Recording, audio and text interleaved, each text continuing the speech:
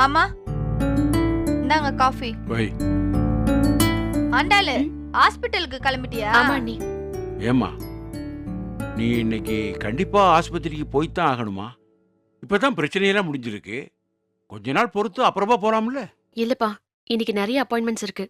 வெளியூர் பேஷண்ட்ஸ் எல்லாம் இன்னைக்கு காலையில நேரத்தோட வந்து வெயிட் பண்ணிட்டு இருப்பாங்க. நான் போலனா நல்லா இருக்காது. ம், அதுவும் சரிதான். மற்ற வேலைங்க மாதிரி நினைச்ச நேரத்துக்கு இதுல லீவ் எடுக்க முடியாது பாரு. ம், மக்களுக்கு மருத்துவ சேவை பண்ணணும்னு நினைக்கிறப்பவே இப்படித்தான் சொந்த விஷயங்களை தள்ளி வச்சுட்டு பொது நலத்தோட யோசிக்கணும். நேத்து ஆஸ்பத்திரியில உனக்கு ஒரு பிரச்சனைன்னு கேள்விப்பட்டதும் நம்ம ஊர்க்காரங்களாம் ரொம்பவே வருத்தப்பட்டாங்க. எங்கெங்கயோ இருந்தெல்லாம் போன் வருது. டாக்டர் அம்மாவுக்கு ஒண்ணு இல்லையே, டாக்டர் அம்மாவுக்கு ஒண்ணு இல்லையேன்னு பதறாங்க. ம், இத்தனை பேரும் உன் மேல அக்கறை வச்சிருக்காங்க, உன் மேல அன்பு செலுத்துறாங்கன்னா அவங்களுக்கு நீ எவ்வளவு உதவியா இருந்திருக்கணும். உன்னால எத்தனை உயிர் பொழைச்சிருக்கணும். இவ்வளவு சீக்கிரம் இப்படி ஒரு பேரை யாராலும் சம்பாதிக்க முடியாதும்மா. நீ பண்ணியிருக்கிறது சாதாரண விஷயம் இல்லம்மா, ரொம்ப பெரிய விஷயம். ஆனா அத சத்தம் இல்லாம செஞ்சிருக்க.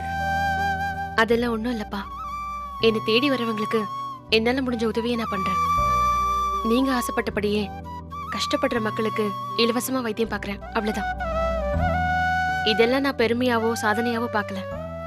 இது என் கடமை, அவ்வளவுதான். ஆண்டாளு, உன்னை நினைக்கும் போது ரொம்ப சந்தோஷமா இருக்குமா. நான் உன் அப்பான்னு சொல்லிக்கிறதுக்கு பெருமைப்படுறேன். சரிம்மா, நீ ஆஸ்பத்திரி போயிட்டு வா. ம். ஆண்டாளு தனியாவா போற? ஆமா அண்ணி, ஏன் கேக்குறீங்க? இல்ல நான் வேணா துணைக்கு வரட்டுமா? யாரு? நீ ஆண்டாளுக்கு துணைக்கு போறியா? சிரிக்காதீங்க மாமா, நான் சீரியஸா தான் சொல்றேன். ஆ? நேத்து மட்டும் நான் ஆண்டாள் கூட இருந்திருந்தேன், அந்த ரவுடி பசங்களை அடிச்சு துவம்சம் பண்ணிருப்பேன். அப்படியா? என்ன பண்ணிருப்ப? என் கையில உருட்டுக்கட்டை விளையாடி நீங்க பார்த்தது இல்லையே. சும்மா அந்த ரவுடி பசங்க நடு மண்டையிலேயே கட்டையால ஓங்கி அடிச்சு கரண்ட் ஷாக் கொடுத்திருப்பேன். அப்புறம் அப்புறம் அவங்க கைய பிடிச்சு திருகி பின்னால மடக்கி குனிய வச்சு நடு முதுகுலே சும்மா நங்கு நங்குன்னு குத்திருப்பேன்.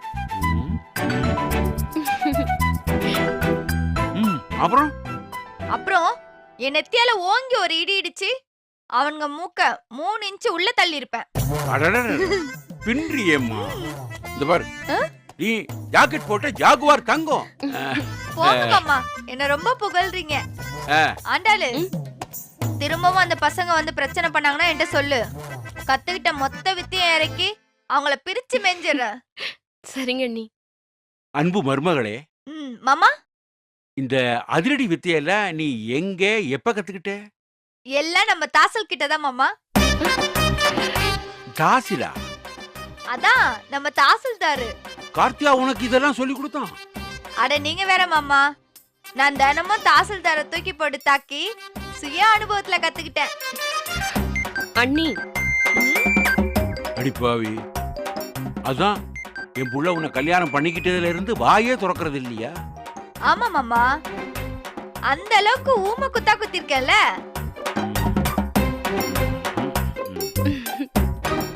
மாமா, இதெல்லாம் ஒரு என்டர்டெயின்மெண்ட் மாமா. ஆண்டாளு, மாமா அந்த காலத்து ஆள் இல்ல, அதான் இதெல்லாம் கேட்டு அவர் டென்ஷன் ஆகுறாரு. அன்பு மருமகளே, மாமா, அவ ஆஸ்பத்திரி போகணும், அவளை கொஞ்சம் போக விடுறியா? ஆமால, பாத்து போயிட்டு வா ஆண்டாளு. ஏதாவது பிரச்சனைனா கால் பண்ணு, உருட்டுக்கட்ட ரெடியா இருக்கு. அண்ணி, இந்த வரேன், இந்த வரேன்ப்பா. சரிம்மா, ஜாக்கிரதையா போயிட்டு வாமா. மாமா, காஃபி ஆறி போச்சு, இந்தா சூடு பண்ணி நீயே குடி. இதையா?